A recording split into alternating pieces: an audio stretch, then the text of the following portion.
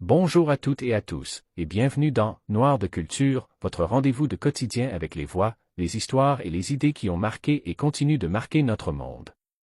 Aujourd'hui, nous allons lever le voile sur une figure scientifique extraordinaire, une pionnière dont le travail a sauvé des milliers de vies, mais dont le nom est resté trop longtemps dans l'ombre, Alice Ball. Nous sommes au début du XXe siècle, une époque où les femmes, et encore plus les femmes noires, avaient des obstacles colossaux à surmonter pour accéder à l'éducation supérieure, et plus encore à une carrière scientifique. C'est dans ce contexte que naît Alice Augusta Ball, en 1892, à Seattle, Washington. Issue d'une famille afro-américaine de la classe moyenne, son père est avocat et photographe, et sa mère est photographe également. Un environnement familial qui valorise l'éducation et l'innovation. Alice est une élève brillante. Elle obtient un diplôme en sciences pharmaceutiques de l'Université de Washington en 1912, puis un second diplôme en chimie de l'Université d'Hawaï en 1915. Elle est la première femme et la première afro-américaine à obtenir une maîtrise en chimie de cette université. Un exploit remarquable en soi, mais ce n'était que le début de son impact. Après sa maîtrise, Alice Ball est immédiatement embauchée comme instructrice de chimie à l'Université d'Hawaï. Elle est non seulement la première femme à enseigner la chimie dans ce département, mais aussi la première femme et la première afro-américaine à y être professeure. Un parcours fulgurant pour une jeune femme de 23 ans. C'est là, à Hawaï, qu'elle va se voir confier une mission cruciale. À cette époque, la lèpre, ou maladie de Hansen, est une maladie dévastatrice, qui isole et stigmatise ses victimes. Les malades sont souvent exilés dans des léproseries, comme celle de Kalaupapa, sur l'île de Molokai à Hawaï. Le seul traitement existant, l'huile de Cholmogra, était inefficace et difficile à administrer. Elle était visqueuse, avait un goût amer, et causait des nausées si elle était ingérée. Si elle était injectée, elle était trop épaisse pour être absorbée par le corps et formait des ampoules sous la peau. Le docteur Harry Holman, un médecin de l'hôpital de Kalihi à Hawaï, cherchait désespérément une solution. Il se tourne alors vers Alice Ball, voyant en elle le talent et la rigueur scientifique nécessaires. Alice Ball se lance dans ce défi avec une détermination incroyable.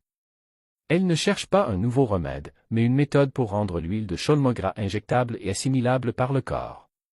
Son génie réside dans l'approche. Elle développe un processus unique pour isoler les esters éthyliques des acides gras de l'huile de Cholmogra. En termes plus simples, elle a réussi à créer une forme soluble et injectable de l'huile, qui pouvait être absorbée par le sang sans provoquer d'effets secondaires douloureux ou de réactions cutanées.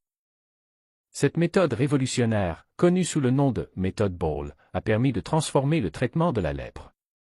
Pour la première fois, les patients pouvaient recevoir des injections régulières et efficaces, sans les souffrances associées au traitement précédent. Les résultats furent spectaculaires. Les patients commençaient à montrer des signes d'amélioration, et certains purent même quitter les léproseries. L'impact de la découverte d'Alice Ball fut immense.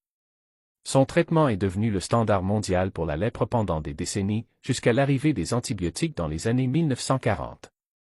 Des milliers de vies ont été sauvées, des familles réunies, et l'espoir a été redonné à ceux qui étaient autrefois condamnés à l'isolement. Mais l'histoire d'Alice Ball prend une tournure tragique. En 1916, alors qu'elle n'a que 24 ans et qu'elle est sur le point de publier ses résultats, elle tombe gravement malade. Les causes exactes de sa mort restent incertaines, mais on pense qu'elle a pu être exposée à des produits chimiques toxiques lors de ses recherches en laboratoire. Elle décède le 31 décembre 1916. Ce qui est encore plus tragique, c'est que son travail fut initialement attribué à d'autres. Le président de l'Université d'Hawaï, le Dr Arthur L. Dean, a continué ses recherches, a publié les résultats et a même tenté de s'approprier le crédit de la méthode Ball, la renommant la méthode Dean. Pendant des années, le nom d'Alice Ball a été effacé de l'histoire. Heureusement, le Dr Harry Holman, celui-là même qui avait confié la mission à Alice, n'a jamais cessé de se battre pour que justice lui soit rendue. Il a publié des articles pour rétablir la vérité et a insisté pour que la méthode porte le nom de sa véritable inventrice.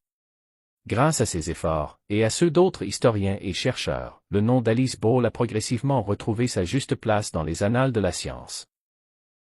Aujourd'hui, Alice Ball est célébrée pour ses contributions révolutionnaires. L'Université d'Hawaï a depuis reconnu son héritage et une plaque commémorative a été installée en son honneur. Le 29 février est même devenu le Alice Ball Day à Hawaï. Son histoire est un puissant rappel de l'importance de reconnaître les contributions des femmes et des minorités dans la science, des figures souvent invisibilisées par l'histoire officielle.